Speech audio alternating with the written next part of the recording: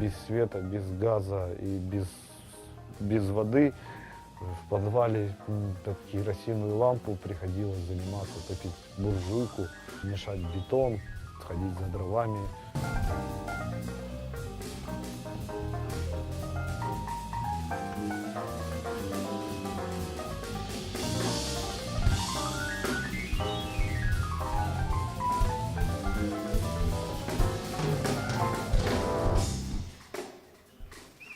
Я много встречал талантливых музыкантов, и сейчас есть, но я не сказал бы, что талант это вот Бог дал талант, Аллах дал талант, и все, теперь вот ты взял и сыграл. Не может быть такого.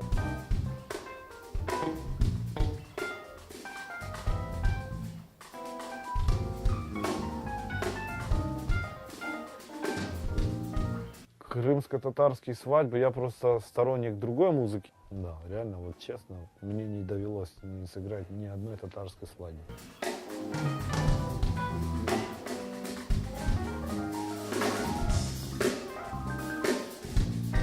От души любить свое дело. Вот что я хочу. Вот, если ты любишь свое дело и относишься к нему с любовью, то всегда все получится. Естественное стремление.